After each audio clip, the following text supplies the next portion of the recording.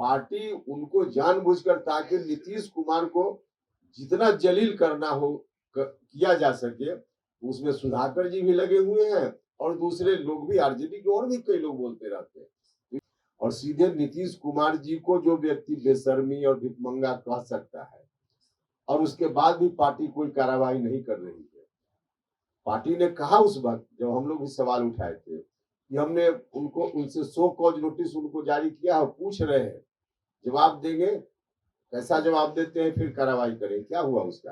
अब तो इस रूप में कुछ लोगों के हाथ में कब्जा हो गए हैं नीतीश जी, कि वहां से बाहर निकल ही नहीं सकते हैं, चाहे जितनी दम घुटन की स्थिति। अरे भैया, मुलाकात पर मुख्यमंत्री हैं, अब मुख्यमंत्री, हमको भी कोई जनता का काम होगा मुख्यमंत्री से मिलने चले जाएंगे, तो ये कोई बात है क्या? प्रधानमंत्री से मिलना, मुख्यमंत्री से मिलना या किसी मंत्री से मिलना, इसको कोई पॉलिटिकल नजर से देखने की जरूरत नहीं है। और सर्वे कैसे होगा? आखिर एक एक आदमी से नहीं पूछेगा तो, मतलब किसी जात में अगर 100 लोग हैं, 100 लोगों के पास कितनी संपत्ति है, अगर इसका ब्यौरा नहीं आएगा तो 100 आदमी जिस जात का है उसके बारे में कैसे पता चलेगा कि कितना प्रतिशत जमीन इन लोगों के पास है? कोई अपनी इच्छा से नहीं कर रहे, अपनी इच्छा से, अपने मन से कोई कैसे करेगा? पार्टी से जुड़े हुए हैं, और जिस पार्टी से जुड़े हुए हैं वह पार्टी गठबंधन में शामिल है, जिस गठबंधन के मुख्यमंत्री नीतीश कुमार जी हैं। और सीधे नीतीश कुमार जी को जो व्यक्ति बेशर्मी और भिखमंगा कह सकता है, और उसके बाद भी पार्टी कोई कार्रवाई नहीं कर रही है। पार्टी ने कहा उस वक्त, जब हम लोग भी सवाल उठाए थे, कि हमने उनसे सो कॉज नोटिस उनको जारी किया है, पूछ रहे हैं, जवाब देंगे, कैसा जवाब देते हैं फिर कार्रवाई करें। क्या हुआ उसका? कुछ नहीं हुआ अभी तक, सब लोगों ने देखा। तो पार्टी उनको जानबूझकर, ताकि नीतीश कुमार को जितना जलील करना हो किया जा सके, उसमें सुधाकर जी भी लगे हुए हैं और दूसरे लोग भी, आरजेडी के और भी कई लोग बोलते रहते हैं। तो यह सीधे तौर पे आरजेडी करवा रहा है, कोई व्यक्ति अपनी इच्छा से नहीं कर रहा है। जलील होने के बावजूद भी नीतीश कुमार वहां पर क्यों टिके हुए हैं? अब टीके हुए हैं, इसका जवाब तो वही देंगे, लेकिन अब तो नतमस्तक है, सरेंडर्ड है।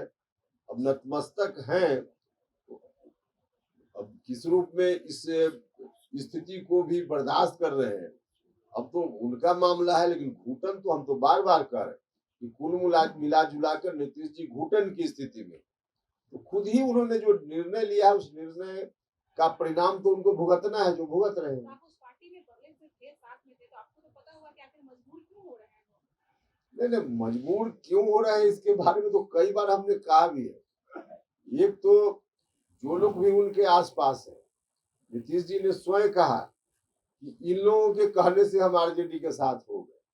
अब तो इस रूप में कुछ लोगों के हाथ में कब्जा हो गए हैं नीतीश जी, कि वहां से बाहर निकल ही नहीं सकते हैं, चाहे जितनी दम घुटन की स्थिति। सर एक सवाल और है मेरा कि राजगीर में मुलाकात हुई है नीतीश कुमार जी और जीतन राम मांझी जी की। नीतीश कुमार जी अपना जेब फैक्टर फिर से एक्टिवेट करना चाह रहे हैं क्या? अरे भैया, मुलाकात पर मुख्यमंत्री हैं, अब मुख्यमंत्री, हमको भी कोई जनता का काम होगा मुख्यमंत्री से मिलने चले जाएंगे, तो ये कोई बात है क्या? प्रधानमंत्री से मिलना, मुख्यमंत्री से मिलना या किसी मंत्री से मिलना, इसको कोई पॉलिटिकल नजर से देखने की जरूरत नहीं है। और मान लिया कि कभी कुछ पॉलिटिकल बात होती है तो पॉलिटिकल बात अलग चीज है। तो खालिद अहमद साहब ने आपको कहा है कि आप घर पे तो रहते नहीं हैं, फिर आपसे कैसे पूछेगा कोई भी जनगणना के बारे में? जो जनगणना करने वाले लोग हैं वो आपसे कैसे पूछे? नहीं पूछा तो इसका मतलब कि गलत हुआ, कैसे पूछेंगे यह सवाल। लेकिन हमसे नहीं पूछा तो इसका मतलब कि उतना तो मेरी जानकारी तो उसमें नहीं न दी गई। तो कहना है कि एक एक आदमी से पूछ के सर्वे करना यह संभव नहीं। कैसे सर्वे होता है भाई? सर्वे कैसे होता है? सर्वे कैसे होगा? आखिर एक एक आदमी से नहीं पूछेगा तो, मतलब किसी जात में अगर 100 लोग हैं, 100 लोगों के पास कितनी संपत्ति है, अगर इसका ब्यौरा नहीं आएगा तो 100 आदमी जिस जात का है उसके बारे में कैसे पता चलेगा कि कितना प्रतिशत जमीन इन लोगों के पास है? ये तो हर इंडिविजुअल से लेना ही पड़ेगा ना, कैसे लिया जाएगा अभी कोई बात है? आजकल तो इतना सिस्टम हो गया, एक एक आदमी का नाम वोटर लिस्ट में होता है, और फिर सुधार की जरूरत होती है तो कर्मचारी जाता है, तो यह कोई बात हुई क्या कि कैसे करेंगे, नहीं करने की क्षमता है तो जनता देख रही है। सर आपने कहा कि नीतीश जी कितना बार बोले थे कि इन्हीं लोगों की वजह से महागठबंधन में है, जिसमें ललन सिंह का भी नाम आ रहा था। लैंड फॉर जॉब मामले में जब तेजस्वी यादव का पूरा परिवार जब दिल्ली थे, यहाँ पर कोई नहीं, तो उसमें ललन सिंह चुपके से तेजस्वी के आवास पर गए थे। तो क्या ये कुछ चल रहा है? नहीं देखिए, हम तो बार बार बोल रहे हैं ना, ललन सिंह जी कागज में अध्यक्ष हैं जीडीयू।